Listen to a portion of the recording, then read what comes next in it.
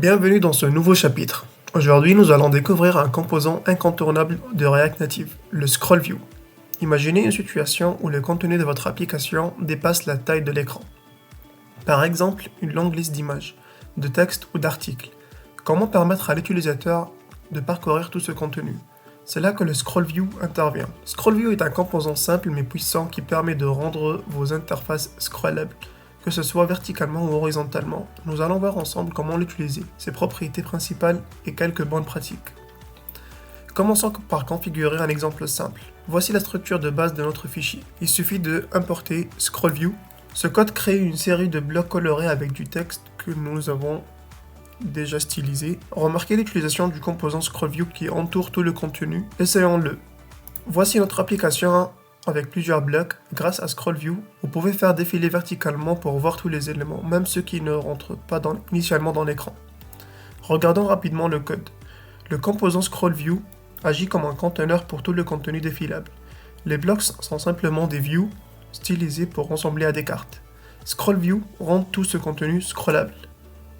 ScrollView a aussi plusieurs propriétés utiles. Par exemple, vous pouvez activer un défilement horizontal en rajoutant sur les propriétés horizontales est égal true. Et dans ce cas, vous pouvez défiler horizontalement la liste. Maintenant, les blocs sont défilables horizontalement. Vous pouvez l'utiliser pour des galeries d'images ou des carousels par exemple. Autre exemple, vous pouvez activer ou désactiver le scrolling indicator visible à l'utilisateur avec la propriété show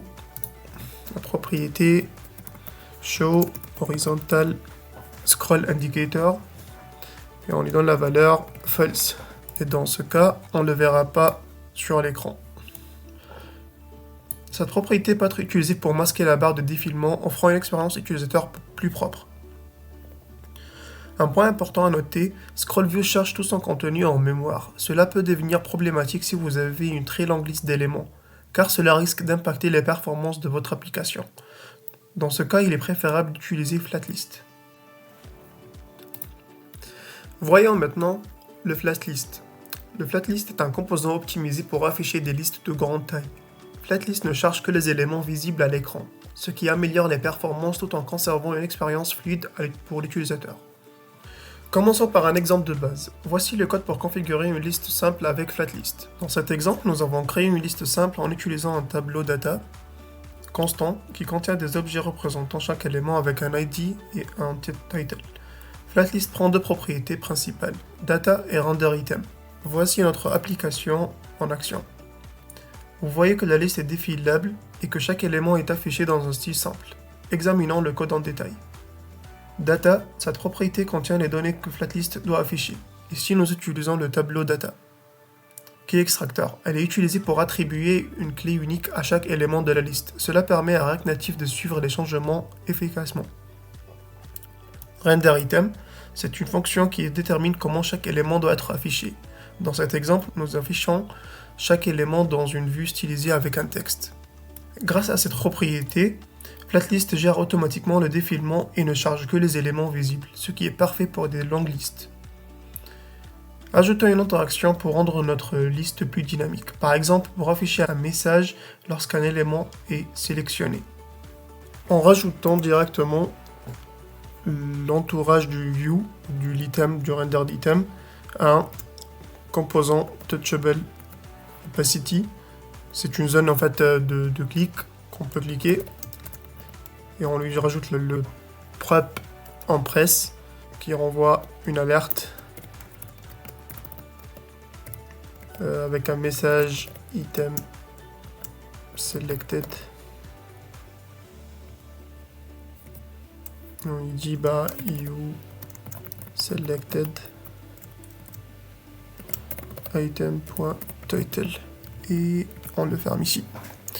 Et aussi, n'oubliez pas de bien indenter vos views et de fermer le touchable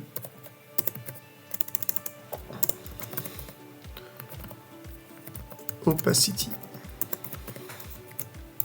Je ne l'ai pas aussi fermé ici. J'ai oublié de importer alerte. Maintenant, lorsque vous appuyez sur un élément, une alerte s'affiche avec le titre de l'élément sélectionné. Vous pouvez personnaliser cette interaction selon vos besoins, bien sûr. Juste pour vous dire que les éléments 5, 6 et 7 ne sont pas chargés tant qu'ils n'apparaissent pas sur l'écran sur la flatlist. Voici alors ce qu'on a compris sur la différence majeure entre le scroll view et le flatlist.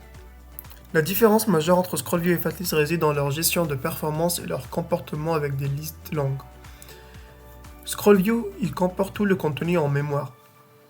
Lorsque vous utilisez scroll view, tous les éléments de la liste sont chargés dans la mémoire, peu importe leur nombre.